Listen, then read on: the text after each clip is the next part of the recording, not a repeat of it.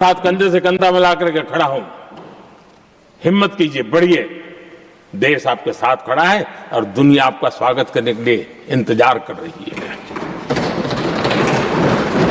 आदरणीय सभापति जी, जिस प्रकार से दुनिया में हमारे युवा प्रोफेशनल्स की मांग बढ़ रही है, इवन केयर गिवर्स की मांग बढ़ रही है, हर कोई मिलता है हमें इस प्रकार के लोग चाहिए। इस प्रकार कुछ लोग तो अपना स्पेशल ऑफिस यहां बना रहे हैं रिक्रूट करने के लिए, योग्य टैलेंट की खोज के लिए। इसका मतलब हुआ कि भारत के प्रोफेशनल्स के लिए भी विश्व में बहुत बड़े अवसर बन रहे हैं। आदरणीय सभापति जी, ये संसद का उच्च सदन, ये एक प्रकार से राज्यों का प्रतिनिधित्व करता है और जो चर्चा की बारीकियां मैंने देखी, मेरा मन कहता है कि थोड़ा स्तर इसका ऊपर होना चाहिए था और वहां से तो ज्यादा होना चाहिए। वो तो कितने साल तक सरकारों में रहे हैं, वहां से जरा चर्चा का स्तर ऊंचा होना चाहिए था, लेकिन उन्होंने ये मौका भी गंवा दिया। देश उन पर कैसे भरोसा कर सकता है। आदरणीय सभापति जी, मैं कल एक माननीय सदस्य को सुन रहा था।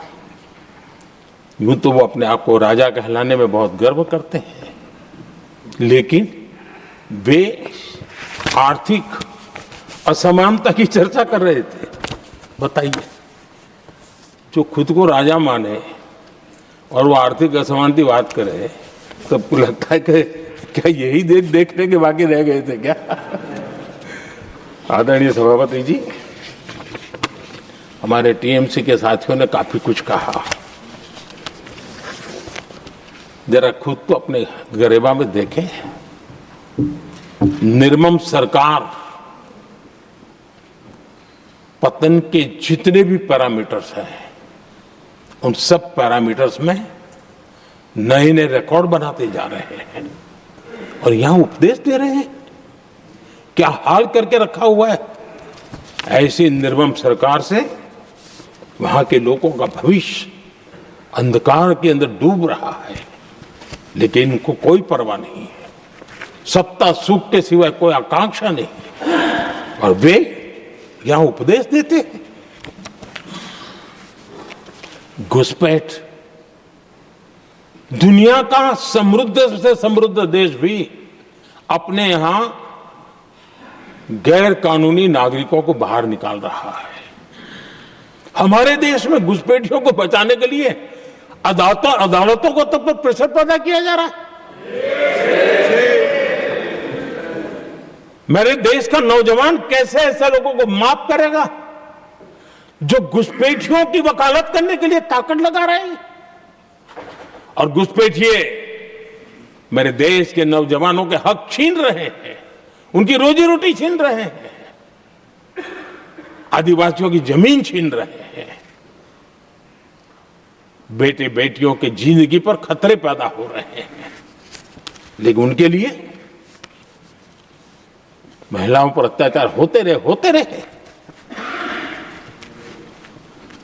सत्ता नीति के सिवा कुछ करना नहीं और वो यहां पर हमें उपदेश दे रहे हैं। और ऐसे चिंताजनक सभी विषयों पर आंखें मूंद करके बैठे हुए वो लोग हैं। एक हमारे माननीय सदस्य काफी कुछ बोल रहे थे, जिनकी पूरी सरकार शराब में डूब गई,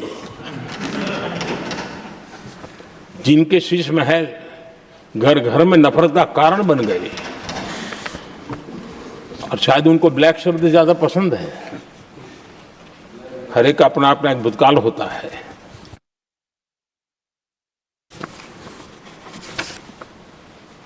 पता नहीं ब्लैक के साथ उनका क्या पुराना रिश्ता है। आदरणीय सभापति जी, ऐसे सभी साथियों से मैं आज जरूर कहूंगा, तुम कितना दुनिया को धोखा दोगे, तुम कितना दुनिया को धोखा दोगे। आईना देख लिया तो अपनी सच्चाई कहां छिपाओगे?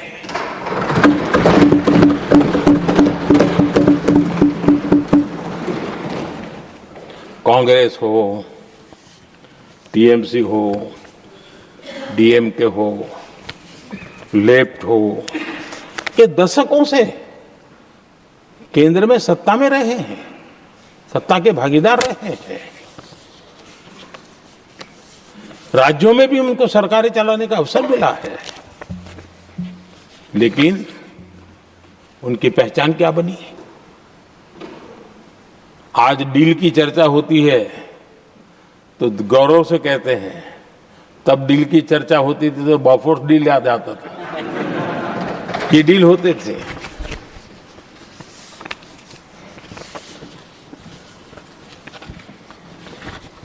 उन्होंने सिर्फ जेब भरने का काम किया। नागरिकों के जीवन में बदलाव आना ये उनकी प्राथमिकता नहीं थी। आदरणीय सभापति जी, मैं कुछ उदाहरणों के साथ भी बात बताना चाहता हूं क्योंकि यहाँ चर्चा में ये सारे विषय आए हैं और इसलिए मुझे कहना बहुत जरूरी है। अब एक उदाहरण देता हूं मैं बैंकिंग सेक्टर का। बैंकिंग सेक्टर एक प्रकार से अर्थव्यवस्था की ग्रिड होता है। 2014 से पहले फोन बैंकिंग का कालखंड था। नेता के फोन जाते थे और उसके आधार पर करोड़ों रुपया दे दिए जाते थे और गरीबों को तो बैंकों में दुत्कार मिलती थी, नफरत होती थी। देश की 50% से ज्यादा आबादी बैंक के दरवाजे तक नहीं देख पाई थी। कांग्रेस के नेताओं के फोन पर अरबों रुपये लोगों को दे दिए गए और जो ले जाते थे वो अपनी पर्सनल प्रॉपर्टी मान करके पैसे हजम कर जाते थे। यही खेल चलता रहा। कांग्रेस और यूपीए के राज में और आज जो इंडी अलायंस बनकर के बैठे हैं उनके राज में बैंकिंग व्यवस्था तबाही के कगार पर खड़ी थी। मैं नया प्रधानमंत्री के पद का दायित्व मुझे मिला, मैं एक देश के मुखिया से मैं मिला, ऐसे ही बात कर रहा था। मैंने कहा बैंकिंग की दृष्टि से हम कुछ आगे बढ़ना चाहिए। उन्होंने कहा पहले एक बार साहब जरा अभी आप नए हो, आपके बैंकों की व्यवस्था का अध्ययन कर लीजिए। हम कैसे हिम्मत करें? एक देश के नेता ने कोई ये जानकारियां थी, उसने मुझे बताया यहां इनको कोई परवाह ही नहीं। यानी एक प्रकार से उन्होंने जिस प्रकार से बैंकिंग व्यवस्था एनपीए के पहाड़ खड़े हो गए थे। जहां भी देखो चर्चा चलती थी एनपीए का क्या होगा, एनपीए का क्या होगा, कैसे बचेंगे। आदरणीय सभापति जी, चुनौती बड़ी थी लेकिन हमने समझदारी से काम लिया। बैंकिंग व्यवस्था के सब कर्ता धर्ताओं को विश्वास में लिया। रिफॉर्म की आवश्यकता थी, हिम्मत के साथ रिफॉर्म किए, पारदर्शी व्यवस्था बनाई, ढेर सारे बैंकिंग रिफॉर्म्स हुए और जो सरकारी बैंक दुर्बल हो चुकी थी, ठीक नहीं चल पाती थी, उसको हमने बड़ी बैंक के साथ मर्जर कर दिया। और मुझे याद है किसी एक महाशय बड़े अपने आप को विद्वान मानने वाले ने लिखा था, अगर मोदी सरकार बैंकों में ये कर ले तो हिंदुस्तान का बहुत बड़ा रिफॉर्म हो जाएगा। वो काम मैंने आते ही कर दिए थे। आदरणीय सभापति जी, और इन सारी चीजों का नतीजा हुआ बैंकों में जो बीमारी घर कर गई थी उस बीमारी से बैंकों को मुक्ति मिली। बैंकों का स्वास्थ्य सुधरा, लगातार सुधरा, अभी भी तेजी से आगे दौड़ रहे हैं। और बैंकिंग का जब स्वास्थ्य सुधरा तो लेन देन का कारोबार भी उनका बढ़ा, लोगों को पैसे मिलने लगे, सामान्य व्यक्ति को पैसे मिले, ऐसे ऐसे गरीब लोगों को लोन मिले। जिनके लिए कभी बैंक के दरवाजे बंद थे, बेचारा दूर से देख करके उसे जाना पड़ता था। आज मुद्रा योजना, मुद्रा योजना जो देश के नौजवान को अपने पैरों पर खड़े रहने की ताकत देता है, मुद्रा योजना जो स्वरोजगार की प्रेरणा देता है।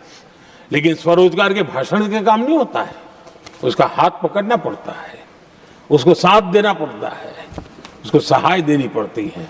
और हमने मुद्रा योजना के द्वारा 30 लाख करोड़ रुपया